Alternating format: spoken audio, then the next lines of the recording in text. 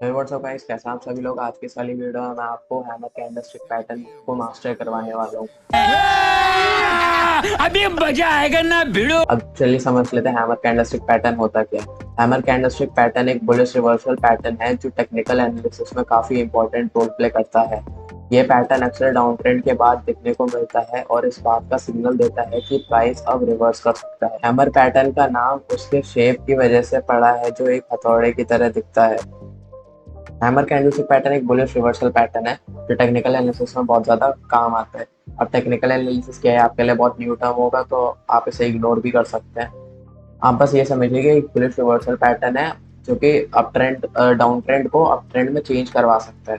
ये पैटर्न अक्सर down trend के बाद दिखने को मिलता है और इस बात का सिग्नल देता है कि प्राइस अब रिवर्स कर सकता है, जो कि मैंने अभी बताया कि डाउन ट्रेंड को अप ट्रेंड में चेंज करवा सकता है। और इसका नाम हैमर पैटर्न इसलिए रखा गया है क्योंकि ये हथौड़े की तरह दिखता है। अब हैमर पैटर्न के मेन फीचर्स क्या होते हैं ये समझ लेते हैं। इसकी स्मॉल बॉडी के कारण ये एक हैमर पैटर्न कहलाता है। कैंडल का बॉडी छोटा होता है और ऊपर की तरफ होता है, जो दिखता है कि प्राइस फ्लक्चुएट नहीं हुआ है। प्राइस ज़्यादा फ्लक्चुएट नहीं है, मतलब कि जैसे कि मार्केट ने एक ऐसी कैंडल बनाई, अब इसकी भी कितनी बड़ी, इसकी भी कितनी बड़ी, मतलब कि क्या सेलर्स बायर्स ने यहाँ तक मार्केट लेके गए, वापस सेलर्स ने यहाँ तक लेके आ गया, फिर सेलर्स वापस लेके गए, फिर यहाँ पे कैंडल क्लोज होगी, तो इसमें प्राइस फ्लक्चुएशन बहुत ज्यादा हुआ है। तो ये पता चलता है कि बायर्स और सेलर्स की क्वांटिटी में मतलब दोनों लगभग बराबर में ही है, ज्यादा मतलब उनमें डिफरेंस नहीं है। अब लॉन्ग लोअर शेडो जो प्राइस गिरने को रिफ्लेक्ट करता है बॉडी के साइज से कम 2 गुना होती है। लॉन्ग लोअर शेडो मतलब कि जो ये नीचे वाली विक होती है, इसे हम विक भी कहते हैं और लॉन्ग लोअर शेडो भी कह सकते हैं, मतलब लोअर शेडो भी कह सकते हैं। अब जब ये लॉन्ग रहेगी, लगभग साइज से अगर 2 गुना रहेगी, तब हम हैमर कैंडलस्टिक पैटर्न उसे कह सकते हैं। साइज मतलब किसके, बॉडी के साइज से। अब मिनिमल अपर शैडो जो होती है वो कम रहती है, यहाँ अपर शैडो बहुत छोटी रहती है, बॉडी से भी छोटी रहनी चाहिए। डाउन ट्रेंड के बाद आना, हैमर पैटर्न तभी काम करता है जब ये डाउन ट्रेंड के एंड पे अपीयर होता है। स्मॉल और नो अपर शैडो, मैंने अभी बताया अपर शैडो इसकी बहुत छोटी सी रहती है, ज़्यादा डिफरेंस होता नहीं है इसकी बॉडी और अपर शैडो में। अब बॉडी में और लॉन्ग लोअर शैडो में बहुत डिफरेंस रहता है, ये इसका 2-3 गुना रहती है। अब मान लो, मैं क्लियर करके समझाता हूँ। मान लो आप मार्केट यहाँ पे खुला, हमें क्या है, हमें रेड या ग्रीन से मतलब नहीं है, हमें किससे मतलब है, हमें सिर्फ कैंडल से मतलब है।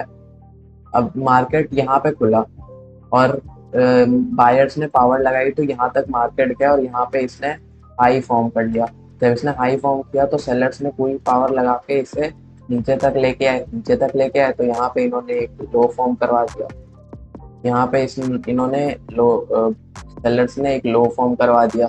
अब जब इन्होंने एक लो फॉर्म करवाया तो फिर क्या हुआ, बायर्स ने फिर पावर लगाई, बायर्स ने जब फिर पावर लगाई तो मार्केट यहाँ पे जाके क्लोज हो गया। अब क्योंकि मार्केट का टाइम खत्म हो गया था, मतलब मार्केट का टाइम नहीं, कैंडल के क्लोजिंग का टाइम हो गया था, तो फिर कैंडल क्लोज होगी और मार्केट का प्राइस यहीं पे जाके बंद हो गया।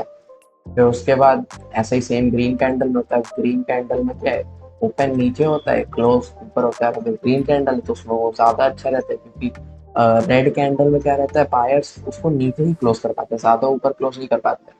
अब ग्रीन कैंडल में क्या रहता है, सेलर्स ने पावर लगाई, नीचे तक लेके आए, बायर्स ने पावर लगाई थी, हाई बनाया था, फिर उसके बाद सेलर्स ने पावर लगा के यहाँ पे लो बनाया। अब जब लो बनाया तो फिर बायर्स ने पावर लगाई, और जब बायर्स ने पावर लगाई तो यहाँ पे लाके मार्केट को क्लोज कर दिया, ओपनिंग प्राइस से ऊपर क्लोज करवा दिया। इसका मतलब कि बायर्स की स्ट्रेंथ ज्यादा है सेलर से, तो इस वजह से मार्केट एक रिवर्स हो सकता है, डाउन ट्रेंड से अप ट्रेंड में रिवर्स हो सकता है। तो ये हथौड़े जैसा दिखता है, इस वजह से इसका नाम हैमर कैंडलस्टिक पैटर्न पड़ गया। अब इम्पोर्टेंट नोट है आपके लिए, हैमर पैटर्न तभी रिलायबल माना जाता है जब इसके बाद एक बुलिश कैंडल आती है जो पैटर्न को कंफर्म करते हैं, जो पैटर्न को कंफर्म करती है। यहाँ पे गलत है, यहाँ पे आई होना चाहिए। ऐसे इंफॉर्मेशन के बिना पैटर्न के ऊपर रिले करना रिस्की हो सकता है।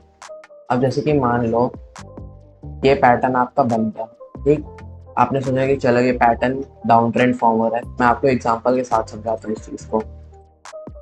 तो यहाँ पे डाउन ट्रेंड फॉर्म हो रहा था, जब डाउन ट्रेंड फॉर्म हो रहा था, मार्केट ने यहाँ पे हैमर कैंडलस्टिक पैटर्न बनाया, bullish hammer candlestick pattern, price बढ़ा, पर आप यहाँ पे डायरेक्ट ट्रेड लेते हैं नहीं, आपको पहले इस कंफर्मेशन का इंतजार करना था। अब जैसे यहाँ पे ये हैमर कैंडलस्टिक पैटर्न तो बना, पर उसके बाद एक ग्रीन कैंडल ने फिर हमें कंफर्मेशन दिया कि हाँ ये हैमर कैंडल सही है और ये ट्रेड इस पे कर सकते हैं। अब यही अगर ग्रीन कैंडल नहीं बनी होती, ये एक रेड कैंडल बनी होती और प्राइस नीचे आया होता हैमर के जस्ट बाद, रेड कैंडल बनी होती, तो हम इस पे ट्रेड नहीं कर सकते क्योंकि ये फिर फॉल्स हैमर कैंडल कहलाती है। अब मैं आपको अगर इसमें कहीं एग्जांपल दिखे तो मैं बताता हूँ। जैसे ये एक हैमर कैंडल है, अब ये रेड हैमर कैंडल है, इसके ऊपर क्या है, ग्रीन कैंडल बनी, इसने कंफर्मेशन नहीं दिया। अब मैं आपको बताता हूँ, कलर से हमें फर्क नहीं पड़ता। ये इसका ओपनिंग प्राइस था, ये इसका क्लोजिंग प्राइस था। अब मार्केट यहाँ पे क्लोज हुआ तो रेड ग्रीन कैंडल यहाँ पे ओपन हुई तो यहाँ पे जाके क्लोज होगी। इसके हाई को नहीं तोड़ा इसने, और जब इसके हाई को नहीं तोड़ा, अगर इसके हाई को तोड़ के यहाँ तक कैंडल आ जाती या कहीं भी हाई से थोड़ा भी ऊपर रह जाती, तो उसके बाद हम ट्रेड ले सकते थे, यहीं से मार्केट ऊपर जा सकता था। पर नहीं गया, इसने हाई को तोड़ नहीं पाया, इस वजह से मार्केट वापस नीचे आया। फिर यहाँ पे दूसरा हैमर कैंडल बनी, उसको कंफर्म किया, तब जाके मार्केट का प्राइस राइज हुआ। तो यही होता है candlestick pattern, hammer candlestick pattern. आज की इस वाली वीडियो में इतना ही, मिलते हैं आपको नेक्स्ट वीडियो में, स्टे कनेक्टेड।